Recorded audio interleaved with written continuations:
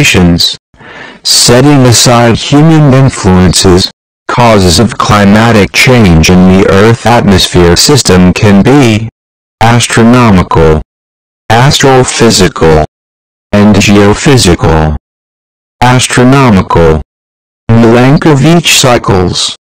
Orbital variations. The length of each process response system. Circular orbit and elliptical orbit. Obliquity or tilt of Earth axis. 40,000 year cycle. Precession or wobble of equinox. Time Sun is closest to Earth. 19 to 24,000 year cycle. Eccentricity. Shape of Earth orbit around the Sun from near circular to an elliptical orbit. 100,000 year time cycle. The response of the system to the forcing of the process of eccentricity, obliquity or tilt of the Earth axis, and precession. The resultant solar radiation response is on the bottom of the graph. Arrows indicate glacial advances, astronomical, Earth rotation, variation in day length. Rotation changes are function of internal density, like plate tectonics, plus external tidal forces, like sun, moon, planets. Astrophysical. Sun output variations, like 11-year sunspot cycle, or nuclear fusion changes.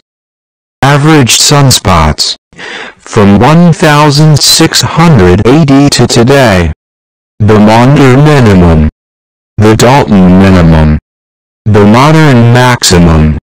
Sunspot peaks tend to result in a higher solar radiation input on top of the atmosphere. Interstellar density changes. Galactic clouds. Geophysical. Plate tectonics or continental drift. Continentality of polar areas. Meridional, east-west exchanges of energy, mass and momentum during the Cretaceous period about 100 million years ago. Higher global temperatures. Poles ice-free. Larger areas were tropical and subtropical. Latitudinal exchanges, north-south of energy, mass and momentum during the present conditions. Lower global temperatures. Polar ice caps. Smaller areas are tropical and subtropical. Continentality. Simply put, it is the ratio between land and the water surfaces. Continentality is absent on a total water world, maritime, and is maximum on all land world, continental. The North Pole is underlain by water, maritime. The South Pole is underlain by a landmass, at high elevation. Consequently, the South Pole is colder than the North Pole. Orogeny and epeirogeny. Mountain building and rising or subsidence of large areas. Isostatic. Rebounds via unloading of ice overburden. Mountain building by collision. Rising or flexing of large areas.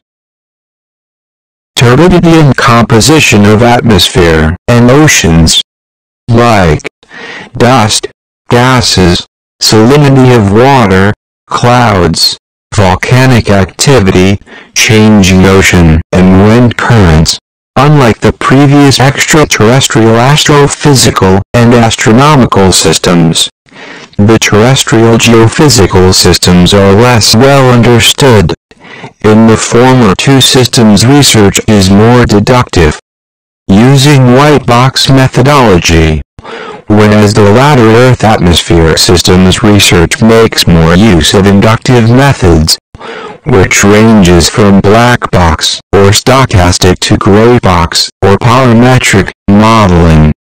This is because of the extreme complexity of terrestrial systems, which are having a large number of feedback paths, some of which are going in opposite directions. A considerable number of paths are only partially understood. Abstractions of average ocean and wind currents. Red arrows and lines are warm ocean currents. Yellow is for cold. Dotted red is in between. ITCZ, Intertropical Convergence Zone. Very wet. Northeasterly trade winds. Southeasterly trades. 2 bands of westerlies. The vertical Ferrel cells. 2 bands of polar easterlies. 5 subtropical high-pressure areas. The vertical Hadley cells.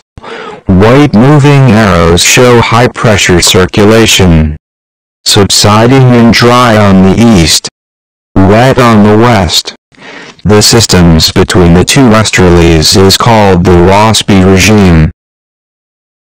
Physical characteristics of land and ocean, like albedo, thermal capacity, deep ocean circulation, Antarctic ice surges, carbon dioxide uptake by microscopic ocean life, methane explosions of frozen gas under the seafloor, Earth's atmosphere energy, mass and momentum exchanges, climatic cause-effect feedback linkages.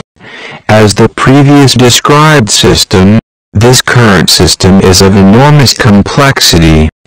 The absorbed solar radiation cascades through a web of many possible pathways.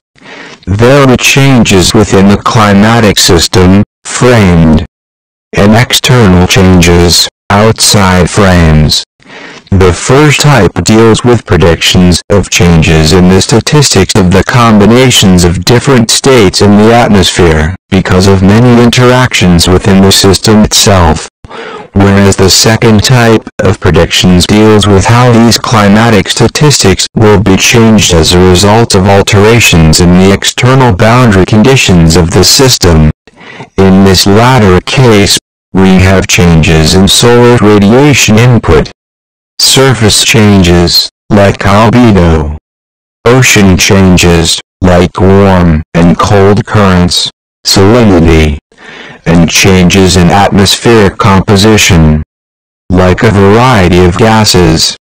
The so-called initial conditions of numerical models. In regard to the internal conditions, a possible problem exists in that the result of changes, even when starting out with the same boundary conditions, results might not be unique, meaning that not just one stable equilibrium climate corresponds to one set of boundary conditions. Such a system of no unique solutions is called intransitive. If this should become a problem upon increasing greatly the current XYZ nodal system, one would have to await the arrival of quantum computers to handle probabilistic systems. In the meantime, current models seem to have stable steady-state solutions. The most difficult to simulate currently seems to be the world's oceans, having large time lags, the cryosphere, and global cloudiness. Probabilistic intransitivity climate simulation.